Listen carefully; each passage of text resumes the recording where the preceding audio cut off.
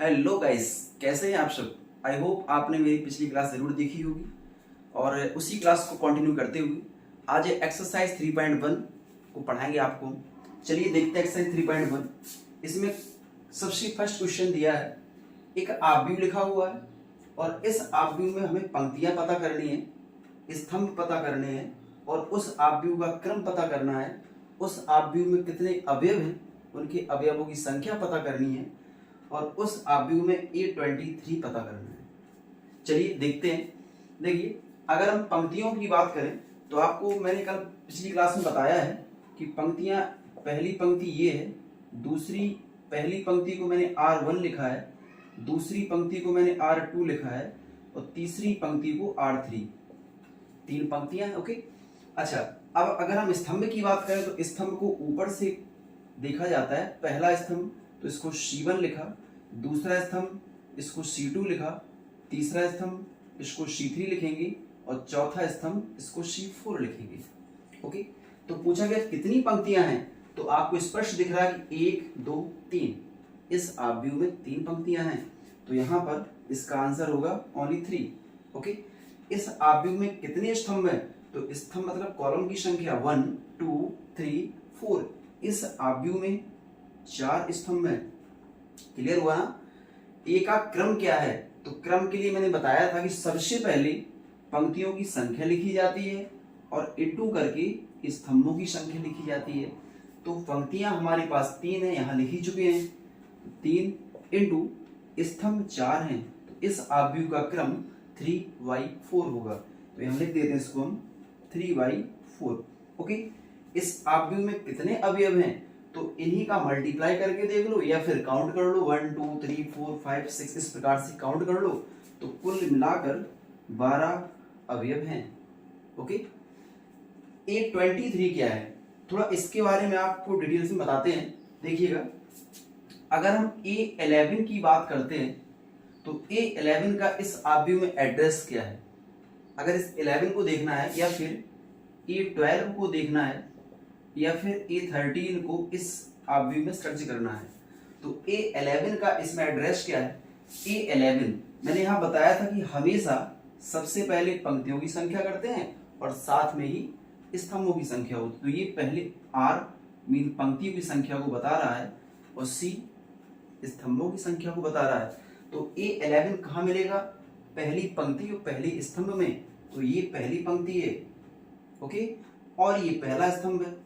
तो जो 5 है ना, वो पहली पंक्ति और पहले स्तंभ का अवयव है, इसलिए A11 का वैल्यू 5 हुआ। ओके, इसी प्रकार 12, तो 1 तो पंक्ति के बारे में बता रहा है, तो पहली पंक्ति, और 2 कह रहा है दूसरा स्तंभ, तो दूसरा स्तंभ ये है। तो जो -4 दिया है, ये दूसरी पहली पंक्ति और दूसरे स्तंभ को बता रहा है। तो A12 का एड्रेस -4 है और A11 का एड्रेस 5 है।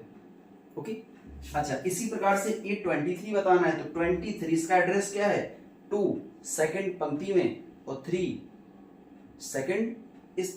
थर्ड स्तंभ में। तो सेकंड पंक्ति ये है, ये जो यहां से पूरा यहां तक ये सेकंड पंक्ति है, और थर्ड स्तंभ तो ये थर्ड कॉलम है, थर्ड स्तंभ है। तो जो -1 है ना, वो A23 हुआ, क्योंकि वो सेकंड पंक्ति में आ रहा है और थर्ड कॉलम में आ रहा है। तो इसका जवाब क्या होगा, -1। ओके, इन सबको पता रखना बहुत जरूरी है, क्योंकि आगे क्वेश्चन अभी इस पर डिपेंड होंगे। ओके ना। चलिए क्वेश्चन नंबर नेक्स्ट देखते हैं, क्वेश्चन नंबर सेकंड। तो क्वेश्चन सेकंड क्या कह रहा है कि एक आव्यूह में 12 अवयव है, तो उस आव्यूह के सभी संभव क्रम क्या होंगे। देखिए, इसमें जो अवयव दिए हैं वो कुल मिलाकर 12 हैं, 12 अवयव हैं। तो इस आव्यूह का क्रम क्या होगा, थोड़ा सा इसमें देखते हैं। जैसे कि ये आव्यूह दिया था, इसमें अवयव है 12।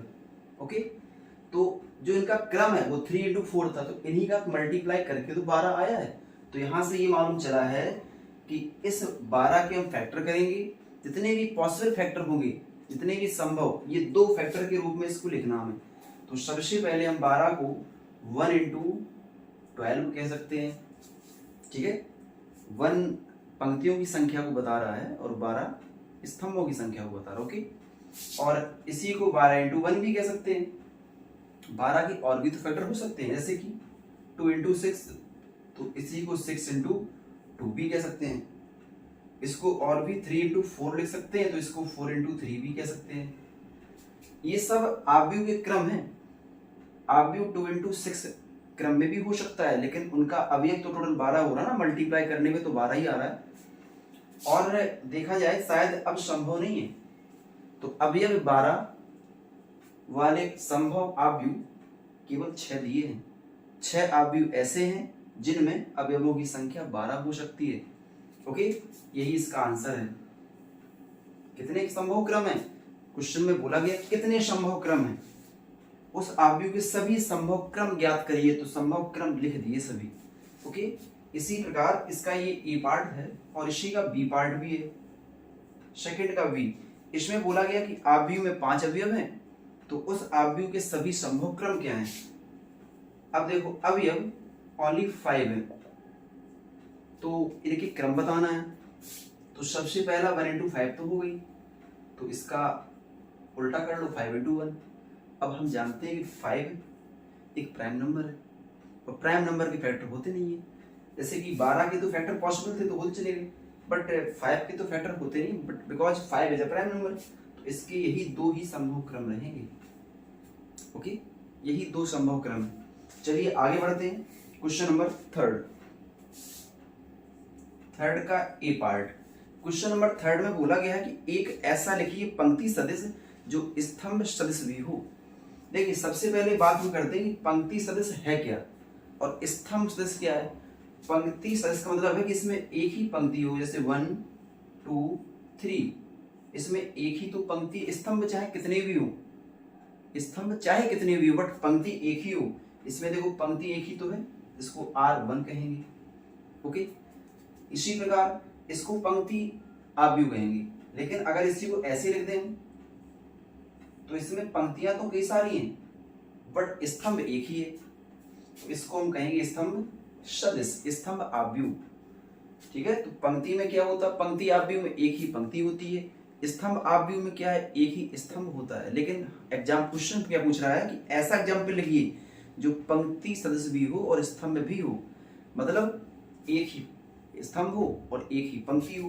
तो केवल हम 2 लिख दें तो काम बन गया हमारा। कोई भी एग्जाम्पल लिखो उसमें केवल एक ही अवयव होना चाहिए। इसका क्रम 1 इंटू 1 है। अवयव कोई भी लिखो, क्योंकि 1 इंटू 1 क्रम में एक पंक्ति है और एक स्तंभ है। कोई भी अवयव लिखो, 1 लिख सकते हैं, 2 लिख सकते हैं, 3 लिख सकते हैं, कुछ भी लिखो। ओके, नेक्स्ट नंबर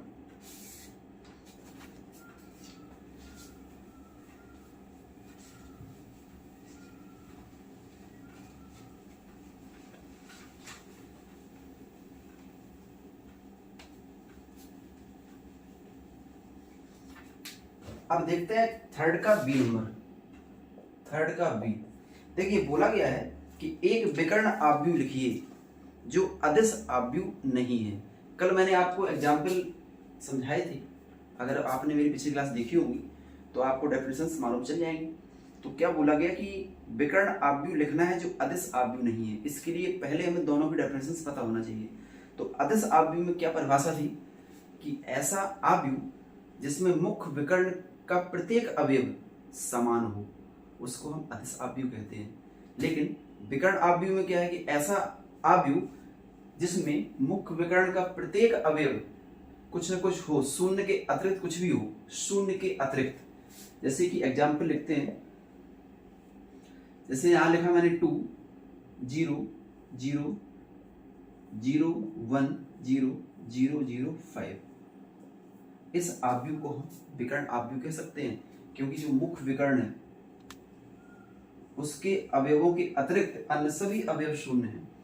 अगर यहां पर हम समान कर दें 2 2 2 या फिर 1 1 1 या 5 5 5, तो वो अदिश आव्यूह भी हो जाएगा। और क्वेश्चन में स्पष्ट बोला गया है कि अदिश आव्यूह नहीं होना चाहिए, इसलिए ये इसका परफेक्ट एग्जाम्पल है। कुछ भी अवयव लिखो बट डिफरेंट हो, ओके, सेम ना हो। इसके बाद नेक्स्ट क्वेश्चन नंबर 4 जो कि बेहद इंपॉर्टेंट है। क्वेश्चन नंबर 4 को समझते हैं। एक AIJ लिखा है, इसका क्रम है 2 इंटू 2। ओके, और आगे ये लिखा कि ए आई जे इक्वल आई प्लस 2j। ओके, आई प्लस में 2j लिखा है। इसको समझते हैं कि इस ऐसे क्वेश्चंस बहुत सारे हो सकते हैं, बट अगर अच्छे से देख लिए जाए तो इसी में आपको इस प्रकार के सारे क्वेश्चंस करने का तरीका मालूम चल जाएगा। देखिए ए आई जे, आई जो आई लिखा है ना, आई बोल रहा है कि पंक्ति है, और जो जे लिखा है जे ये बोलता है कि ये स्तंभ है, क्योंकि आपसे बोला कि हमेशा सबसे पहला जो लिखा होगा, जैसे ये जो लिखा है ना 2, ये पंक्तियों की संख्या को बता रहा है, और जो ये 2 लिखा है ये स्तंभों की संख्या को बता रहा है। तो आई और जे का भी सेम वही काम है। ओके, तो यहाँ पर 2 इंटू 2 क्रम का एक आव्यूह, इसका मतलब ये हुआ कि ये जो दिया ना ये 2 इंटू 2 क्रम का एक आव्यूह है। तो क्या होगा 2 इंटू 2 क्रम में, A11 होगा। देखो 2 इंटू 2 क्रम में निश्चित ही R1 और R2 मतलब 2 पंक्तियां होंगी। ओके, और निश्चित ही 2 स्तंभ होंगे, C1 और C2। ये तो क्लियर है ना। तो इसमें कौन कौन से अवयव होंगे, A11 होगा, ये 12 होगा, ये 21 होगा और A22 होगा। ओके, A11 यहाँ पे क्यों है, क्योंकि A11 का मतलब हुआ कि पहली पंक्ति और पहला स्तंभ। A12 का मतलब हुआ कि पहली पंक्ति 1 और दूसरा स्तंभ 2। इसका मतलब हुआ पहली दूसरी पंक्ति, तभी तो 2 लिख दिया, और पहला स्तंभ इसका 1 लिख दिया। ये बोल रहा कि दूसरी पंक्ति मतलब 2 लिख दिया, और दूसरा स्तंभ तो ये भी 2 लिख दिया। तो सीधी सी बात है कि इसका मतलब ये है। ओके, और जब इसका मतलब ये है तो हमें इन सारे अवयवों के वैल्यू पता करने हैं और यहाँ पर पुट अप कर देना, तो आंसर उसका हो जाएगा। ओके, और इसको मालूम करने के लिए ये मेथड दिया है। ओके, इसमें वैल्यू पुटिंग करते हैं तो हमें सारे अवयव मिलते आएंगे। ओके ना, चलिए देखते हैं आई क्या है। यहां देखो, जब हम A11 निकालेंगे तो ये पहला वाला आई को बता रहा, दूसरा वाला जे को बता रहा, तो आई का मान 1 और जे का मान 1, तो यहाँ रख देते हैं 1 प्लस 2 इंटू 1, तो 2 एकम 2 और 1 3, ये 3 हो गया है। जब हम A12 पता करेंगे, A12 वही काम यहाँ भी है, आई का वैल्यू 1 है और जे का वैल्यू 2 है, तो आई पहले है ना, तो आई का 1 और जे का 2 रख दीजिए यहाँ पे, आई का 1 और 2 इंटू जे का वैल्यू 2, तो 2 2 जब 4 और 1 मिलकर 5 हुआ। ओके, अब हमें मालूम करना ये 21, तो पहले 2 है, 2 मतलब पहले आई होगा, तो आई का वैल्यू 2 रख लो, प्लस फिर 2 इंटू, फिर जे है तो जे का मान 1 है, फर्स्ट वाला आई का वैल्यू और सेकंड वाला जे का वैल्यू रख दिया, तो 2 बन गया 2 और 2 मिलकर 4 हो गया। ओके, अब बात करते हैं A22 की। A22, तो A22 में जो फर्स्ट आई है वो भी 2 है और जे का वैल्यू भी 2 है, रख दो यहाँ पर, आई भी 2 और 2 इंटू जे का वैल्यू भी 2, तो 2 2 जब 4 और 2 6 हो गए। ओके, क्लियर है ना। ये एक प्रकार का फॉर्मूला है, ये जो ये दिया है ना, ये इसको पता करने का फॉर्मूला, ये हर क्वेश्चन में डिफरेंट हो सकता है, बस इसी में हम आई और जे का वैल्यू पुटिंग करते गए और हमारा काम होता चला गया। ओके ना, अब बस यहाँ पर वैल्यू पुटिंग करनी है, ठीक है ना। जैसे हमें मालूम करना था ए आई जे पता करना था, क्रम क्या था 2 इंटू 2, तो पहले क्या लिखा था मैंने, A11 का मान 3 है, फिर था A12, तो A12 5 है, फिर था A21, तो A21 4 है, और A22 का वैल्यू 6 है। बस ये हो चुका है, इसका क्रम 2 इंटू 2 का है। ये करने का तरीका पसंद आया ना? अगर आया है तो लाइक और शेयर जरूर करिए, ठीक है। और ऐसे क्वेश्चंस कुछ और भी होंगे आपकी बुक में, उन्हें भी आप सॉल्व करिए, एग्जाम्पल में भी हो सकते हैं, ठीक है। चलिए नेक्स्ट नंबर देखते हैं।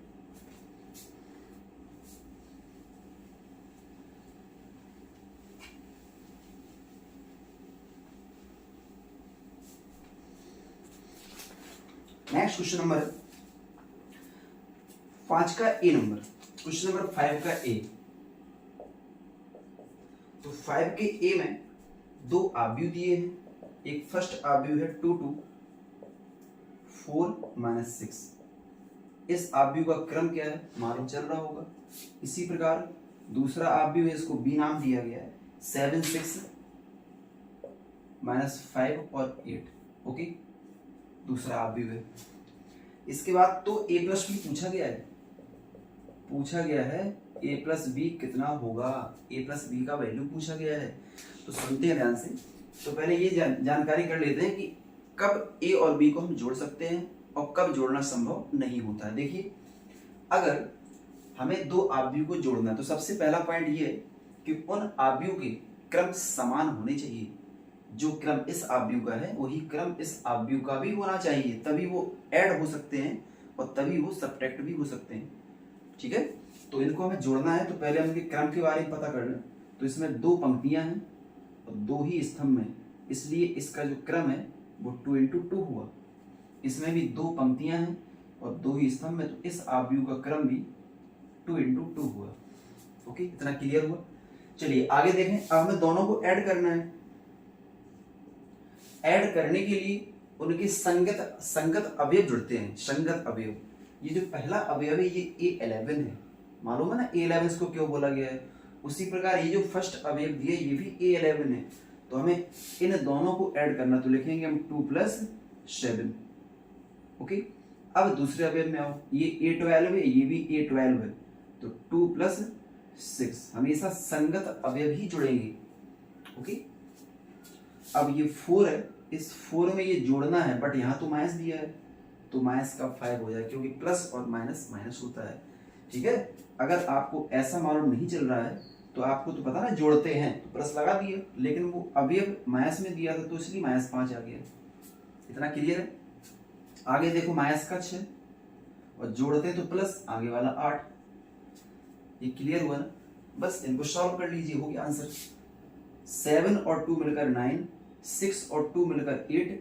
यहाँ देखो ये प्लस माइनस तो माइनस ही होगा ना, तो 4 में से 5 जाएगा तो माइनस में 1 बचेगा, 8 में से 6 गया, 2 बचे। बस ये a प्लस भी आ गया। एक बात और भी जान लेते हैं, क्वेश्चन ये भी पूछ सकता है कि अगर 2 आव्यूह दिए हैं, मान लो ये क्वेश्चन नहीं दिया, केवल उसने क्रम दे दिया, बस केवल उसने कह दिया कि आव्यूह a का क्रम ये है, आव्यूह b का क्रम ये है, तो बताइए कि अगर उनको जोड़ दिया जाए तो उस आव्यूह का क्रम क्या होगा। तो सीधी सी बात है कि जो आव्यूह का क्रम दिया है उनको जोड़ने पर भी उन आव्यूह का क्रम वही होगा। तो देख लो, चेक कर लो, 2 पंक्तियां हैं और 2 स्तंभ हैं, इसका क्रम भी तो ही तो है 2 × 2। ठीक है, क्रम चेंज नहीं होता है। हो सकता है क्वेश्चन ये ऑप्शन में पूछ दिया जाए, इसलिए याद रखिए इनको बिना सॉल्व किए हम इसका क्रम बता सकते हैं। ठीक है ना। चलिए नेक्स्ट क्वेश्चन देखते हैं। ये 5 का ए नंबर था, अब 5 का बी क्वेश्चन नंबर है। 5 का B, cos 2 alpha cos sin 2 alpha cos alpha sin alpha. यहां बता देते हैं 5 का बी। इसमें एक आव्यूह ए दिया है और उसमें लिखा है cos 2 अल्फा, फिर लिखा है sin 2 अल्फा और cos अल्फा और sin अल्फा। ओके, इतना क्लियर है। ये तो ए है ना। अब इसके बाद ही यहाँ पर एक आव्यूह बी दिया हुआ है और ये लिखा है sin स्क्वायर अल्फा, यहाँ लिखा है cos स्क्वायर अल्फा और आगे है cos अल्फा और sin अल्फा। और अच्छा, पूछा क्या गया, वही सेम काम जोड़ना, a प्लस बी। तो a और b दोनों को जोड़ के बताना है। तो पहले चेक ही कर लो क्या नहीं क्रम समान है। तो ये भी 2/2 क्रम का है और ये भी आव्यूह 2/2 क्रम का है, तो इनको हम जोड़ सकते हैं। चलिए जोड़ लेते हैं। वही सेम काम, संगत अवयव जुड़ते हैं। तो cos 2 अल्फा में sin स्क्वायर अल्फा जुड़ेगा, cos 2 alpha plus sin square alpha. Okay, इस प्रकार sin 2 अल्फा में प्लस होगा cos स्क्वायर अल्फा। ठीक है, इधर cos अल्फा में cos अल्फा ऐड होगा, cos अल्फा प्लस cos। उसी प्रकार sin अल्फा में sin अल्फा ऐड होगा। ओके, क्लियर है। यहां सबको दिख पा रहा है ना। चलो थोड़ा पहले लिखते हैं, शायद दिखता ना हो। अब देखिए, कुछ ज्यादा सॉल्व नहीं होना है, थोड़ा सा ट्रिग्नोमेट्री के फॉर्मूले काम आएंगे। देखिए, जैसे कि नीचे वाला cos और cos मिलकर वो तो सीधा 2 cos अल्फा हुआ, उसी प्रकार साइन और साइन मिलकर वो भी सीधे सीधा 2 साइन अल्फा हुआ है। अब हम इनकी बात करते हैं। देखो हमारे पास cos 2 अल्फा का फॉर्मूला कई है, उनमें से ऐसा फॉर्मूला सॉल्व यूज करो जिनमें साइन स्क्वायर अल्फा सॉल्व हो जाए। तो मैं लगाता हूँ cos 2 अल्फा का फॉर्मूला cos स्क्वायर अल्फा और माइनस में साइन स्क्वायर अल्फा और आगे दिया है साइन स्क्वायर अल्फा। ओके, थोड़ा सा ये लिखना सही रहा, ठीक है ना। देखो साइन तो अपनी जगह पर ही है, बट मैंने cos 2 अल्फा का लगा दिया, फॉर्मूला ट्रिग्नोमेट्री में होता ही। और नीचे वाला वही, इसको देखो, इसका ऐसा कोई नहीं है फॉर्मूला इसमें ये सॉल्व हो सके। इसका एक फॉर्मूला है 2 sine alpha into cos alpha, इसलिए इसको हम ऐसा ही रहने देते हैं। ओके, साइन 2 अल्फा प्लस में कॉस स्क्वायर अल्फा और नीचे वाला हो गया 2 साइन अल्फा। ठीक है, अब देखो ध्यान से, केवल ये सॉल्व हो रहा है, दोनों कैंसिल हो गए हैं, दोनों कट चुके हैं, तो बचा क्या है, केवल कॉस स्क्वायर अल्फा। आगे सभी एलिमेंट सेम रहेंगे सभी, बट ये कॉस स्क्वायर अल्फा बचा है। यही हमारा a प्लस बी का योगफल हो चुका है। ओके, चलिए आगे देखते हैं। मैट्रिक्स एक्सरसाइज बहुत ही इजी है, इसमें कोई भी प्रॉब्लम नहीं है। सबसे आसान अगर कोई अभ्यास कहा जाए तो मैट्रिक्स ही है। इसे अच्छी समझिए, पढ़िए, इनसे क्वेश्चन एग्जाम में जरूर आते हैं। ठीक है, चलिए आगे बढ़ते हैं। नेक्स्ट क्वेश्चन, क्वेश्चन नंबर 6 लिखा है, 6 नंबर ए, एक आव्यूह ए दिया है, उसके अवयव है 3 - 5 2 - 4। ओके, ये इसके अवयव है। दूसरा एक इसी में v दिया हुआ है और इसके अवयव है 0 3 3 और 7, और हमसे वैल्यू पूछा है 2a माइनस में 3b। ये वाला वैल्यू पूछा है 2a माइनस 3b का मान ज्ञात करिए। ये सब क्वेश्चन एग्जाम में आए हुए प्रश्न है बेटा। देखिए उसने कहा कि इन दोनों का मतलब, पहले तो a प्लस b हुआ करता था, लेकिन अब क्या कर दिया, a में 2 का मल्टीप्लाई और b में 3 का मल्टीप्लाई। कोई बात नहीं, कोई टेंशन नहीं है। देखो हमें पता करना इसका वैल्यू, तो मैंने पहले 2 लिखा, अब a है तो a का मान लिख दिया 3 - 2 और 5 और माइनस का 4। ओके, आगे लिखा मैंने 3, यहाँ पर b को लिखा 0 3 और 3 7, ये लिख दिए। गौर से देख लें, इतना ठीक है ना। अच्छा, अब इसमें होता क्या है, आव्यूह में अगर किसी भी संख्या से मल्टीप्लाई करें तो उसका गुणा प्रत्येक अवयव में होता है। मतलब ये 2 का मल्टीप्लाई हर एक अवयव में होगा। तो 2 का 3 में होगा 6 और 2 का 5 में होगा 10, 2 का 2 में होगा 4 और 2 का 4 में होगा तो 8, हर एक एलिमेंट में हुआ। अब यहाँ बेटा 3 का मल्टीप्लाई करना है, वही सेम यहाँ भी है, 3 का भी मल्टीप्लाई अंदर हर एक एलिमेंट में होगा। 3 का 0 में होगा 0, 3 3 या 9, 3 3 या 9 और 3 7 या 21, बड़ा हो चुका है। अब केवल घटाना रह गया है, तो घटाने के लिए बताया था जोड़ना घटाना कुछ भी हो, संगत अवयव ही सॉल्व होते हैं। संगत अवयव, तो देखो 6 में घटाना है क्या 0, ओके, -10 में घटाना है क्या माइनस का 9, इसी प्रकार 4 में घटाना है क्या 9, -8 में घटाना है क्या 21। बस इन्हें सॉल्व कर लो, हो गया काम। 6 में 0 कम करो 6 हुआ, 4 से 9 कम करो -5 हुआ, यहाँ पर माइनस का 19 होगा और ये माइनस का 29 हुआ। ओके, बताइए कि प्रॉब्लम किसी को, यहाँ पर नंबर कुछ भी हो सकते हैं, या एक आव्यूह मान लो उसने c का मान भी दे दिया और कह दिया कि प्लस का 5c है, कुछ भी कह दे, तो ये भी इसी प्रकार से सॉल्व होना है। Don't take tension. ओके, ऐसे ही सॉल्व होना, बस यहाँ पर c आव्यूह होता, उसमें 5 का मल्टीप्लाई कर लेते और जुड़ जाता। ठीक है, कहीं भी प्रॉब्लम नहीं है। चलिए नेक्स्ट क्वेश्चन देखते हैं। इस प्रकार क्वेश्चन नंबर 7 भी ऐसा ही है, तो वो मैं आपको करने को दे रहा हूँ। उसमें भी यही प्लस का c किया गया है, इसी प्रकार से करें। नहीं आए तो कमेंट जरूर करें, पूछे इसको। इसके बाद क्वेश्चन नंबर 7 का b बता देता हूँ आपको मैं। 7 का v नंबर, क्वेश्चन 7 का v,